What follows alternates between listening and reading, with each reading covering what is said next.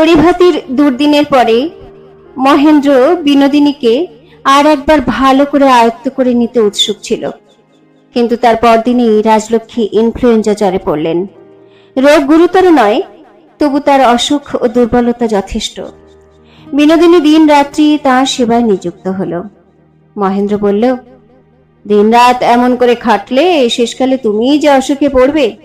মার সেবার জন্য আমি লোক ঠিক করে দিচ্ছি। বিহারী বলল, মহিন্দা, তুমি এত ব্যস্ত হও না, উনি সেবা করছেন, করতে দাও। এমন করে কি আর কেউ করতে পারবে? মহেন্দ্র রোগীর ঘরে ঘন ঘন যাতায়াত আরম্ভ করলো। একটা লোক কোনো কাজ করছে না, অথচ কাজের সময় সব সময় সঙ্গে লেগে আছে। এটা কর্মিষ্ঠ বিনোদিনীর পক্ষে অসহ্য। সে বিরক্ত হয়ে 2-3 বার বলল, মহিনবাবু, আপনি এখানে বসে থেকে কি সুবিধা করছেন? আপনি যান, অনর্থক কালেজ কামাই করবেন না।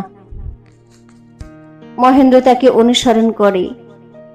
এতে বিনোদিনীর গর্ব এবং সুখ ছিল, কিন্তু তাই বলে এমনতর কাঙালপনা, রুগ্না মাতা শয্যাপাশে ও লুব্ধ হৃদয়ে বসে থাকা, এতে তার ধৈর্য থাকতো না, ঘৃণা বোধ হতো। কোনো কাজ যখন বিনোদিনীর উপর নির্ভর করে তখন সে আর কিছুই মনে রাখে না।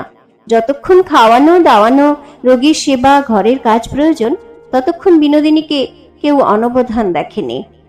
সেও প্রয়োজনের সময় কোনো প্রকার অপ্রয়োজনীয় ব্যাপার দেখতে পারে না। বিহারী অল্পক্ষণের জন্য মাঝে মাঝে রাজলক্ষ্মীর সংবাদ নিতে আসে। ঘরে ঢুকেই কি দরকার তা সে তখনই বুঝতে পারে।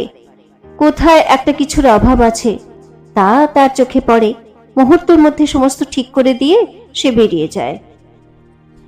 বিনোদিনী মনে বুঝতে পারত বিহারী তার শুশ্রূষাকে শ্রদ্ধার চোখে দেখছে। সেই জন্য বিহারীর আগমন সে যেন বিশেষ পুরস্কার লাভ করত। মহেন্দ্র নিতান্ত ধিক্কার বেগে অত্যন্ত কড়া নিয়মে কলেজে বার হতে লাগলো। একে তার মেজাজ অত্যন্ত রুক্ষ হয়ে রইল, তারপরে একই পরিবর্তন। খাবার ঠিক সময় হয় না, সহিষ্ঠ নিরুদ্দেশ হয়, মোজা জোড়ার ছিদ্রক্রমেই অগ্রসর হতে থাকে। এখন এই সমস্ত বিশৃঙ্খলায় মহেন্দ্রর পূর্বের ন্যায় আমোদ বোধ হয় না। যখন যেটা দরকার তখনই সেটা হাতের কাছে সুসজ্জিত পাবার আরাম কাকে বলে তা সে কয়দিন জানতে পেরেছে। এখন তার অভাবে, আশার অশিক্ষিত অপটুতায় মহেন্দ্রের আর কৌতুক বোধ হয় না। চনে, আমি তোমাকে কতদিন বলেছি স্নানের আগেই আমার জামায় বোতাম পরিয়ে প্রস্তুত রাখবে, আর আমার চাপকান প্যান্টলুন ঠিক করে রেখে দেবে। একদিনও তা হয় না। স্নানের পর বোতাম পরাতে আর কাপড় খুঁজে বেড়াতে আমার 2 ঘন্টা যায়। অনুতপ্ত আশা লজ্জায় ম্লান হয়ে বলে, আমি বেহারাকে বলে দিয়েছিলাম। বেহারাকে বলে দিয়েছিলে? নিজের হাতে করতে দোষ কি? তোমার দ্বারা যদি কোনো কাজ পাওয়া যায়। এটা আশার পক্ষে বজ্রাঘাত। এমন ভৎসনা সে কখনো পায়নি। এ জবাব তার মুখে বা মনে এলো না যে তুমি তো আমার কর্মশিক্ষার ব্যাঘাত করেছ। এই ধারণাই তার ছিল না যে গৃহকর্ম শিক্ষা নিয়ত অভ্যাস ও অভিজ্ঞতা সাপেক্ষ। সে মনে করত আমার স্বাভাবিক অক্ষমতা ও নির্বুদ্ধিতাবশতই কোনো কাজ ঠিকমতো করে উঠতে পারি না। মহেন্দ্র যখন আত্মবিস্মৃত হয়ে বিনোদিনীর সঙ্গে তুলনা দিয়ে আশাকে ধিক্কার দিয়েছে, তখন সে তা বিনয়ে ও বিনা বিদ্বেষে গ্রহণ করেছে। আশা এক একবার তার রুগ্না শাশুড়ির ঘরের আশেপাশে ঘুরে বেড়ায়, এক একবার লজ্জিতভাবে ঘরের দ্বারের কাছে এসে দাঁড়ায়। সে নিজেকে সংসারের পক্ষে আবশ্যক করে তুলতে ইচ্ছা করে, সে কাজ দেখাতে চায়, কিন্তু কেউ তার কাজ চায় না। সে জানে না কেমন করে কাজের মধ্যে প্রবেশ করা যায়, কেমন করে সংসারের মধ্যে স্থান করে নিতে হয়। সে নিজের অক্ষমতার সংকোচে বাইরে বাইরে ফেরে। তার কি একটা মনোবেদনার কথা অন্তরে প্রতিদিন বাড়ছে, কিন্তু তার সেই অপরিস্ফুট বেদনা, সেই অব্যক্ত আশঙ্কাকে সে স্পষ্ট করে বুঝতে পারে না। সে অনুভব করে তার চারদিকের সমস্তই সে যেন নষ্ট করছে। কিন্তু কেমন করে যে তা গড়ে উঠেছিল এবং কেমন করে যে তা নষ্ট হচ্ছে এবং কেমন করলে যে তার প্রতিকার হতে পারে তা সে জানে না। থেকে থেকে কেবল গলা ছেড়ে কেঁদে বলতে ইচ্ছে করে, আমি অত্যন্ত অযোগ্যা, নিতান্ত অক্ষম, আমার মূঢ়তার কোথাও তুলনা নেই। পূর্বে তো আশা ও মহেন্দ্র সুদীর্ঘকাল দুইজনে এক গৃহকোণে বসে কখনো কথা বলে কখনো কথা না কহে সম্পূর্ণ সুখে সময় কাটিয়েছে। আজকাল বিনোদিনীর অভাবে আশার সঙ্গে একলা বসে মহেন্দ্রের মুখে কিছুতেই যেন সহজে কথা জোগায় না। কিন্তু কিছু না বলে চুপ করে থাকতেও তার বাধ্য ঠেকে। মহেন্দ্র বেহারাকে জিজ্ঞাসা করল, ও চিঠি কার? বিহারী বাবুর। কে দিল? বহু ঠাকুরানী, বিনোদিনী। দেখি বলে চিঠিখানা নিল। ইচ্ছে হলো ছিঁড়ে পড়ে। দু চারবার উল্টো পাল্টা করে নেড়ে চেড়ে বেহারার হাতে ছুঁড়ে দিয়ে ফেলে দিল। যদি চিঠি খুলতো তবে দেখতো তাতে লেখা আছে, পিসিমা কোনো মতেই সাগু বার্লি খেতে চান না, আজ কি তাকে ডালের ঝোল খেতে দেওয়া হবে?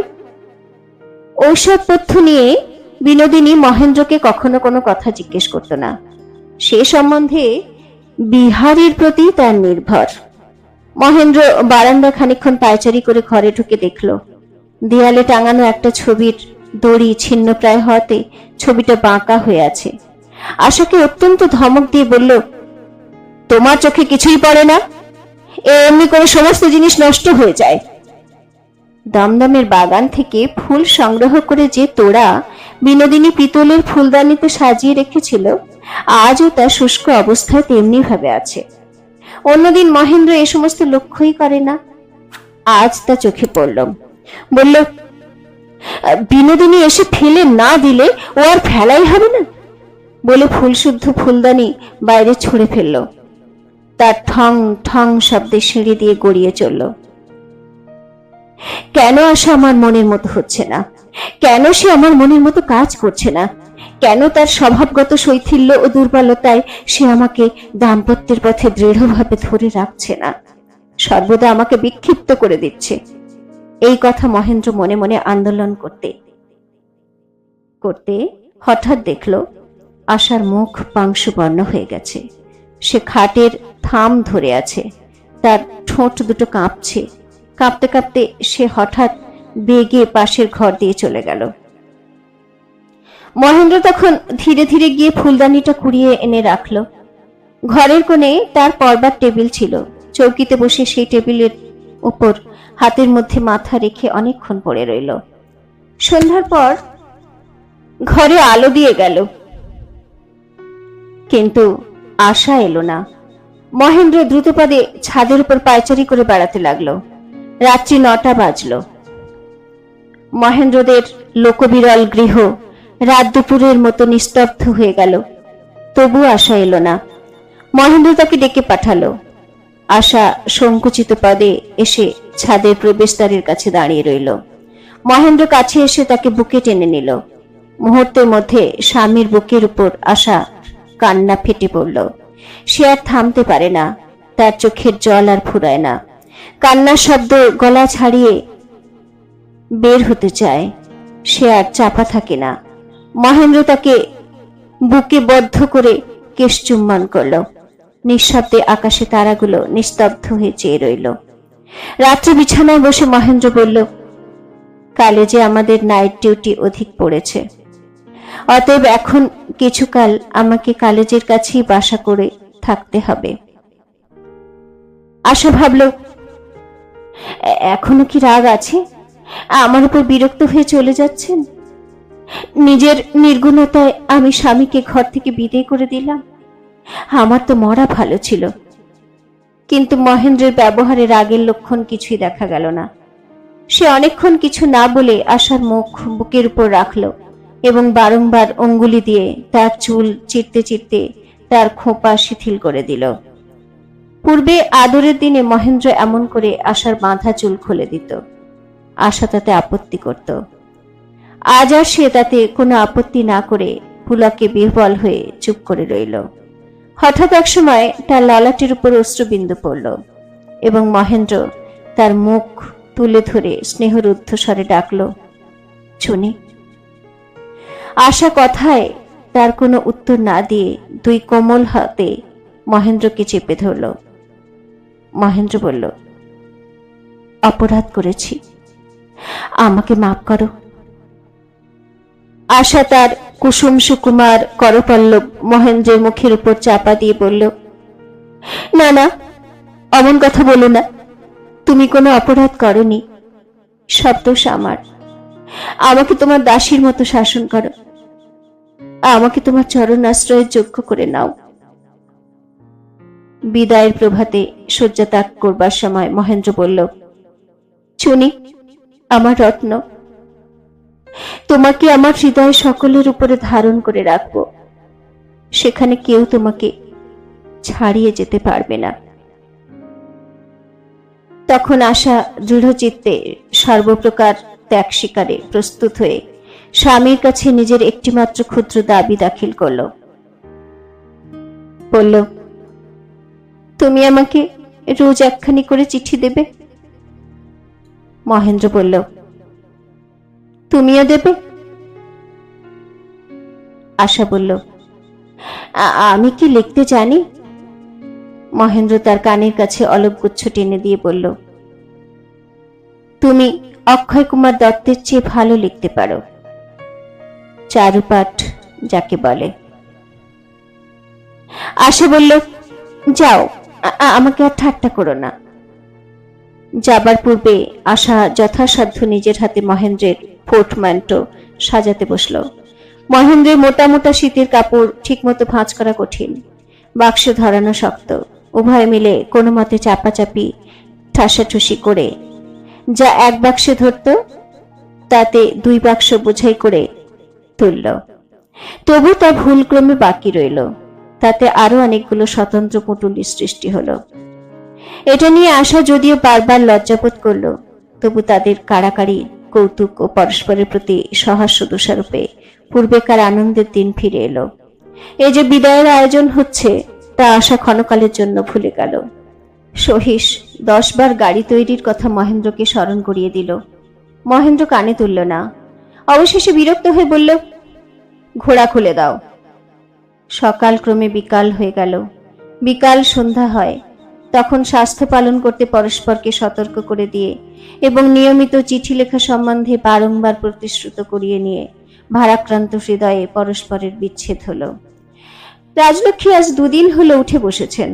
সন্ধ্যাবেলায় গায়ে মোটা কাপড় মুড়ি দিয়ে বিনোদিনীর সঙ্গে তাস খেলছেন। আজ তার শরীরে কোনো গ্লানি নেই। মহেন্দ্র ঘরে প্রবেশ করে বিনোদিনীর দিকে একেবারেই চাইল না। মাকে বলল, মা, কলেজে আমার রাত্রে কাজ পড়েছে, এখানে থেকে সুবিধে হয় না। কলেজের কাছে বাসা নিয়েছি, সেখানে আজ থেকে থাকব। রাজলক্ষ্মী মনে মনে অভিমান করে বললেন, তা যাও, পড়ার ক্ষতি হলে কেমন করে থাকবে। যদিও তার রোগ সেরেছে, তবু মহেন্দ্র যাবে শুনে তখনই তিনি নিজেকে অত্যন্ত রুগ্ন ও দুর্বল বলে কল্পনা করলেন।